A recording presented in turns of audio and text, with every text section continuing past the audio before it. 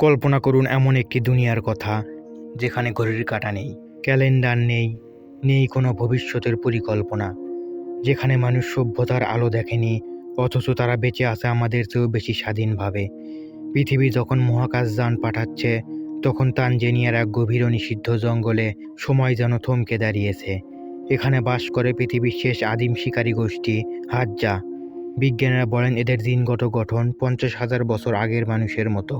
মানে হলো আপনি যদি আজ এই জঙ্গলে পা রাখেন তবে সরাসরি ফিরে যাবেন মানব ইতিহাসের সেই আদিম যুগে, যখন মানুষ গুহায় থাকতো এবং পাথরের হাতিয়ারদের শিকার করত। কিন্তু এই জঙ্গলে লুকিয়ে আছে এমন কিছু রহস্য যা আধুনিক বিজ্ঞানের নাগালের বাইরে।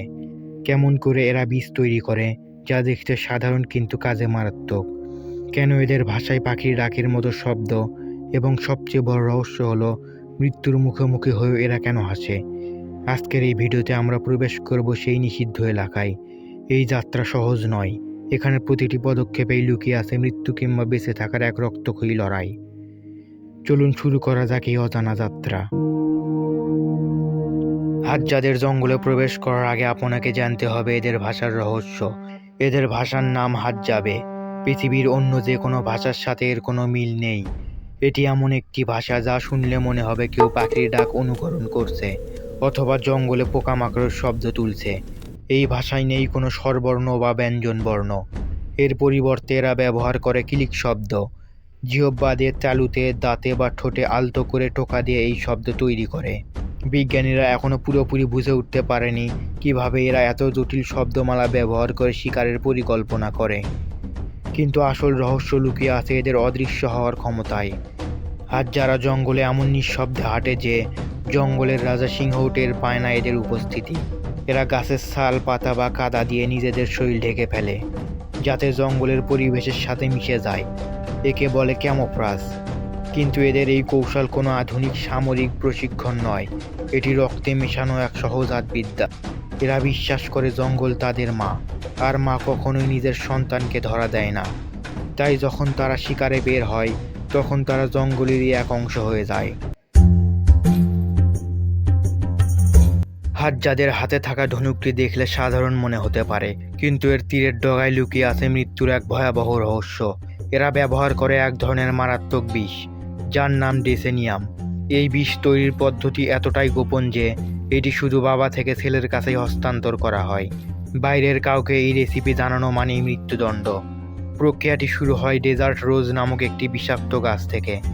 এর ডাল কেটে টুকরো টুকরো করে পানিতে সেদ্ধ করা হয়। এরপর যোগ করা হয় কিছু বিশেষ পাতা এবং আগুনের ছাই। মিশ্রণটি ঘন হয়ে কালো আঠার মতো হয়ে গেলে তা তীরের ডগায় লাগানো হয়। রহস্যটা কোথায় জানেন? এই বিষটি প্রাণীর শরীরে ঢোকার সাথে সাথেই কাজ করে না। এটি ধীরে ধীরে রক্তের মাধ্যমে হৃৎপিণ্ডে পৌঁছায়। শিকারীরা যখন তীর ছোড়ে প্রাণীটি পালিয়ে যায়, মনে হতে পারে সে বেঁচে গেল, কিন্তু কয়েক মিনিট বা ঘন্টা পর হঠাৎ করেই প্রাণীটি থমকে দাঁড়ায়, কাঁপতে শুরু করে এবং মাটিতে লুটিয়ে পড়ে। আর যারা বলে তীরটি শরীরে ঢোকে, কিন্তু মৃত্যু ডাকে এই বিষ। প্রতিটি তীরের পিছনে নির্দিষ্ট পালক লাগানো থাকে। এটি শুধু সুন্দর দেখানোর জন্য নয়, এটি বাতাসে তীরের গতি স্থির রাখে। আর সবচেয়ে অবাক করা বিষয় হলো প্রতিটি তীরে থাকে শিকারের নিজস্ব নকশা। যদি শিকারের সময় তীরটি হারিয়ে যায় তবে সেই নকশা দেখে বোঝা যায় কোন শিকারী সেই প্রাণীটিকে আহত করেছে। এটি তাদের সম্মানের প্রতীক।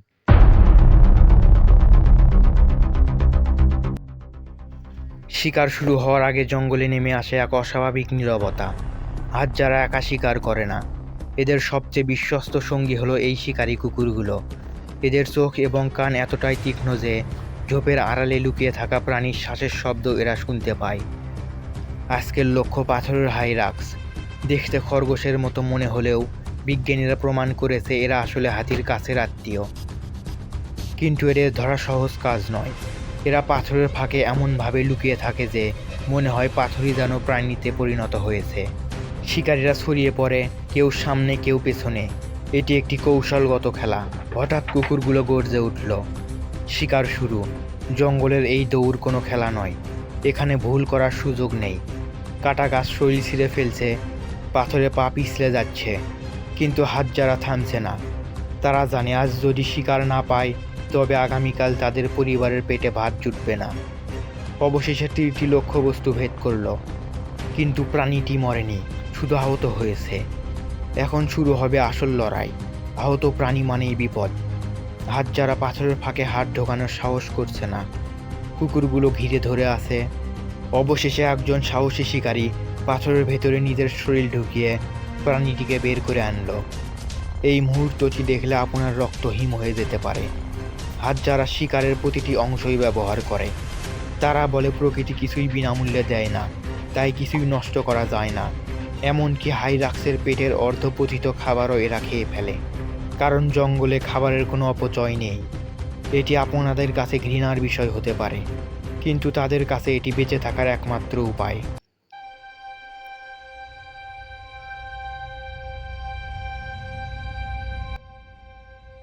হাতজাদের জীবনে মাংসর চেয়েও বেশি দামি মধু। এদের কাছে মধু হলো তরল সোনা, কিন্তু এই সোনা পাওয়ার পথটি নরক যন্ত্রণার সমান। গাছের গুঁড়িতে বাসা বেঁধে আছে হাজার হাজার বিষাক্ত মৌমাছি। আধুনিক মৌচাষিরা যেখানে বিশেষ পোশাক ব্যবহার করে, সেখানে হাতজা শিকারী সম্পূর্ণ উলঙ্গ বা সামান্য চামড়া পরেই গাছে ওঠে। তাদের কাছে শুধু একটি লাঠি, কিছু ধোঁয়া এবং অসীম সাহস। মৌমাছিগুলো তাকে কামড়াতে থাকে, শরীর ফুলে যায়, ব্যথায় অস্থির হয়ে পড়ে, কিন্তু সে থামে না। সে জানে এই মধু শুধু ক্ষুধা মেটায় না, এটি এদের শক্তির উৎস। গবেষণায় দেখা গেছে হাতজাদের দৈনিক ক্যালোরির প্রায় 15% আসে এই মধু থেকে। কিন্তু রহস্যটা শুধু খাবারে নয়, এই মধুগুলো এদের মুদ্রা।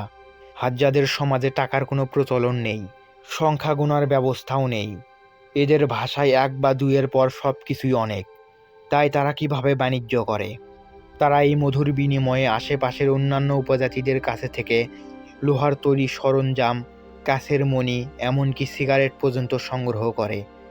মধু সংগ্রহকারী যখন গাছ থেকে নামে, তখন তার শরীর হয় ক্ষতবিক্ষত, কিন্তু তার চোখে থাকে এক অদ্ভুত বিজয়ী হাসি, কারণ সে জানে আজ তার পরিবার পেট ভরে খেতে পারবে। দিন শেষে যখন এরা আগুনের পাশে জমা হয়, তখন শুরু হয় গল্পের আসর। কিন্তু এদের গল্পের রাজারানি নেই, নেই কোনো ধর্মীয় অনুষ্ঠান বা পরকালের ভয়। হাতজারা বিশ্বাস করে মৃত্যুর পর সব শেষ, তাই এরা মৃত্যুকে ভয় পায় না, বরং আজকেকেই পুরোপুরি উপভোগ করে। হাতজাদের গড় আয়ু মাত্র 32 বছর। শিশু মৃত্যুর হার এখানে খুব বেশি, তবুও এরা হাসি খুশি। এদের কাছে ভবিষ্যতের কোনো চিন্তা নেই। আগামীকাল কি হবে এই প্রশ্নের উত্তর এদের অজানা। এরা জানে না তাদের বয়স কত, কবে জন্ম হয়েছে, সময়ের কোনো বাঁধন এদের নেই। কিন্তু এই রহস্যময় জীবন এখন বিপদের মুখে। বন উজাড় হচ্ছে, শিকার কমে যাচ্ছে। গত 50 বছরে এরা তাদের 90% জমি হারিয়েছে। আধুনিক সভ্যতার ছায়া এখন এই গভীর জঙ্গলেও পড়ছে। সরকার এদের স্থায়ী বসতি স্থাপন করতে বাধ্য করছে। হয়তো আর কয়েক প্রজন্ম পর এই কিলিক ভাষা, এই আদিম শিকারের কৌশল, এই মধু সংগ্রহের রহস্য শুধু ইতিহাসের পাতায় সীমাবদ্ধ থাকবে। হাতজারা আমাদের মনে করিয়ে দেয় আমরা কোথা থেকে এসেছি। তারা প্রমাণ করে যে মানুষ হিসেবে বেঁচে থাকার জন্য প্রযুক্তির চেয়ে বেশি জরুরি হলো প্রকৃতির সঙ্গে সামঞ্জস্য বজায় রাখা। তারা সময়ের বাইরে আটকে থাকা এক জীবন্ত জাদুঘর। হয়তো তারা আমাদের অতীত, কিন্তু তাদের এই সংগ্রাম আমাদের ভবিষ্যতের ইঙ্গিত বহন করে। আজকের এই যাত্রা শেষ হলো এখানেই, কিন্তু হাতজাদের এই রহস্যময় জগৎ নিয়ে আপনার কি মনে হয়? আপনি কি মনে করেন আধুনিক সভ্যতার ছোঁয়া লাগা উচিত, নাকি তাদের এই আদিম জীবনধারা অক্ষুণ্ণ রাখা উচিত? আপনার মতামত কমেন্টে অবশ্যই জানান। ভিডিওটি ভালো লাগলে লাইক দিন, বন্ধুদের সাথে শেয়ার করুন এবং এমনই অজানা রহস্যময় তথ্য জানতে জ্ঞানলোক ইউটিউব চ্যানেল সাবস্ক্রাইব করুন।